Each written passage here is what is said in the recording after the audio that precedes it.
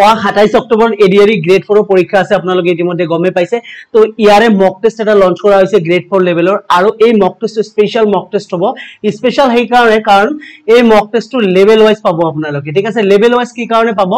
কাৰণ যোৱা আমি হায়াৰ সেকেন্ডাৰী লেভেলৰ গ্ৰেড 3 পৰীক্ষা যেটো 15 সেপ্টেম্বৰ অনুষ্ঠিত হ'ল তাতে আমি আনএক্সপেক্টেড কোৱেশ্চন পেপাৰ এখন পালো নহয় জানো আনএক্সপেক্টেড কিয় কলো কাৰণ আমি ভাবি গৈছিলো যে মডাৰেট লেভেলৰ কোৱেশ্চন আহিব বা ইজি লেভেলৰ কোৱেশ্চন আহিব কিন্তু কোৱেশ্চন পেপাৰ দেখা গল ইজিত কৈ যদি ইজি কিবা শব্দ থাকে তেনেকুৱা ধৰণৰ কোৱেশ্চন পেপাৰ কিন্তু দেখা গল আৰু যাৰে কাৰণে কিন্তু যে পৰীক্ষা দিয়াৰ সময়ত ষ্টুডেন্টে ভাবি ললে যে বহুত নম্বৰ পাম কিন্তু যেতিয়া আহি আনসাৰ কি মিলালে বা যিখিনি ক্যান্ডিডেটৰ মনত আছিল সেই হিচাপত যিখিনি মিলাই চালে কিন্তু বহুত নম্বৰ নেগেটিভস হৈ গল কাৰণ ইমানে ইজি কোৱেশ্চন দিলে খৰধৰ কৰোতে কিছুমান সিল্লি মিস্টেক হৈ গল নহয় জানো তো সেই কাৰণে আমাৰ এডিআৰই গ্ৰেড 4 কিন্তু সেইটো ভুল কৰিলে কিন্তু ডাঙৰ মিস্টেক হ'ব এডিআৰই গ্ৰেড 4 কিন্তু আমি তেনেকুৱা ধৰণৰ নিজকে প্ৰস্তুত কৰি লৈ যাব লাগিব যে কোৱেশ্চন পেপাৰ কেনেকুৱা হ'ব ইট মে বি ইজি হ'ব পাৰে ইট মে বি মডাৰেট হ'ব পাৰে ইট মে বি হাৰ্ড হ'ব পাৰে সো এইটো যেটো মক টেষ্ট দিয়া হ'ব এডিআৰই গ্ৰেড 4 মক টেষ্ট ইয়াতে আমাৰ তিনটা লেভেল থাকিব ঠিক আছে তো লেভেলটো কি মই বিতং ভাবে গুটেখিনি আপোনালোকক বুজাই দিম ফার্স্ট আমি এক ঝলক চাই লও যে আমাৰ মক টেষ্টবোৰ কেনেকুৱা ধৰণৰ হয় হাই সেকেন্ডাৰী লেভেলত যেটো মক টেষ্ট লোৱা হৈছিল এটো এনেকুৱা আছিল এই ধৰণৰ মক টেষ্ট আছিল ঠিক আছে তাতে আমি একদম এক্সপেক্ট কৰা নাছিলো যে ইমান ইজি লেভেলৰ প্ৰশ্ন হ'ব কিন্তু যেতিয়া আমি গম পালো হাই সেকেন্ডাৰী তেনেকুৱা হ'ল সেবা এনেকুৱা প্ৰশ্ন কাটিছে তো এইবাৰ কিন্তু আমি নিজকে সেই ধৰণে প্ৰস্তুত কৰিব লাগিব নহয় জানো তো এই ধৰণে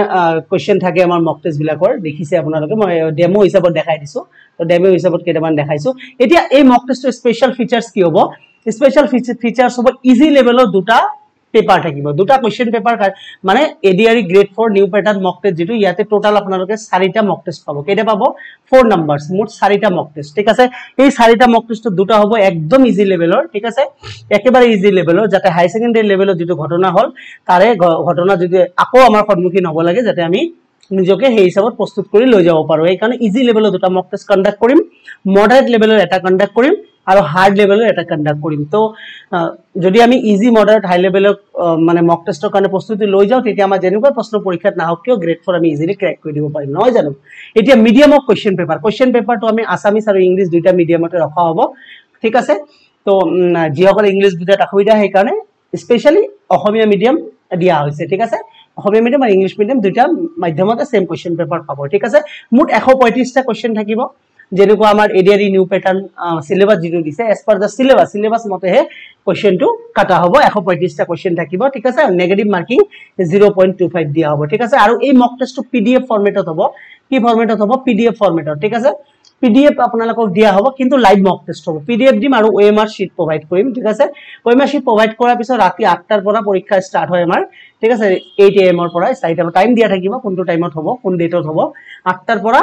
চলিব মক টেষ্টটো ঠিক আছে মই আপোনালোকক কৈ দিম এক্সাম ষ্টাৰ্ট হ'ল আৰু যেতিয়া শেষ হ'ব তেতিয়া মই কৈ দিম এক্সাম শেষ হ'ল ঠিক আছে শেষ হোৱাৰ পিছত আপোনালোকে কি কৰিব নিজৰ মাৰ্কস আনসাৰ কি প্ৰভাইড কৰা হ'ব আনসাৰ কি প্ৰভাইড কৰাৰ পিছত নিজে আনসাৰ বিলাক মিলাব লাগিব মিলাই যিমান নম্বৰ পালে নেগেটিভ কৰাৰ পিছত এটা লিংক প্ৰভাইড কৰিম লিংকত গৈ নিজৰ নম্বৰখিনি আপোনালোকে প্ৰভাইড কৰি দিব লাগিব প্ৰভাইড কৰি দিয়াৰ পিছত ক্যান্ডিডেটস গেট देयर ইন্ডিভিজুৱেল ৰেংক তেতিয়া মই ৰেংক প্ৰভাইড কৰি দিম যে কোনে কিমান ৰেংক পালে তো ৰেংকটো পোৱাৰ লগে লগে আপোনালোকক সুবিধা হ'ব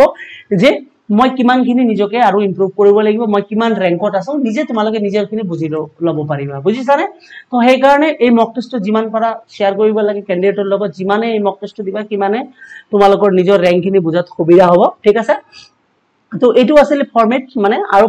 কিছুমানে যদি ভাবা যে মই পিছত দিব পাৰিম নে নাই মক টেষ্টটো যদি মই এই টাইমত থাকিব নোৱাৰো ডেফিনেটলি দিব পাৰিবা কাৰণ পিডিএফ টো প্ৰভাইড কৰাই থাকিব গ্ৰুপত ঠিক আছে এটা স্পেশাল গ্ৰুপ থাকিব মেম্বাৰ্স খিনিৰ কাৰণে পেইড মেম্বাৰ্স খিনিৰ কাৰণে তো ফিস একেবাৰে কম ৰখা হৈছে এই মক টেষ্টৰ কাৰণে অনলি 50 টকা 50 रुपीस দিলে তোমালোকে এই 4টা মক টেষ্ট এভেল কৰিব পাৰিবা ঠিক আছে যত গুটেইখিনি ধুনিয়াকৈ যেটো সিস্টেম কলে এই সিস্টেমত পাবা how to purchase send the WhatsApp message এটা WhatsApp মেসেজ সেন্ড কৰিবা কোন নম্বৰত 8638692405 মই তাতে ডিটেইলস খিনি দি দিম তোমালোকে পাৰচেজ কৰি লব পাৰিবা ঠিক আছে 8638692405 দি কিনে লিখিবা যে গ্ৰেড 4 মক টেষ্ট লব বিচাৰো ঠিক আছে গ্ৰেড 4 বুলি মেনশন কৰি দিবা কাৰণ গ্ৰেড 3 ৰ আমাৰ এটা মক টেষ্ট আছে ঠিক আছে গ্ৰেড 3 মক টেষ্ট অলৰেডি হাই সেকেন্ডাৰী লেভেলত দুটা অনুষ্ঠিত হৈ গৈছে এটা গ্ৰেড 3 গ্ৰেজুৱেট লেভেল যেটো গ্ৰেজুৱেট লেভেলটো অনুষ্ঠিত হব তোমাৰ মানডে ঠিক আছে অহা মানডে অনুষ্ঠিত হব গ্ৰেজুৱেট লেভেলটো ঠিক আছে যেটো পৰীক্ষা 29 সেপ্টেম্বৰৰ আছে তাৰে কাৰণে যদি মক টেষ্ট দিব বিচৰা ঠিক আছে হেটোৰ ফিসটো অনলি 20 টকা যেটো এটাই মক টেষ্ট ঠিক আছে অনলি 20 रुपीस তাৰে কাৰণে তোমালোকে সেম নম্বৰ মেসেজ কৰিব পাৰিবা বাট লিখিবা গ্ৰেড 3 ঠিক আছে আৰু গ্ৰেড 4 ৰ কাৰণে ক'লোৱে 50 रुपीजৰ 4টা মক টেষ্ট আছামিজ আৰু ইংলিছ both medium তো এখিনি আছে ভিডিওটো তো শেয়াৰ কৰিবা বুলি আশা ৰাখিলো শেয়াৰ কৰিলে কি হ'ব যিমানে মক টেষ্টটো দিব ক্যান্ডিডেটে কিমানে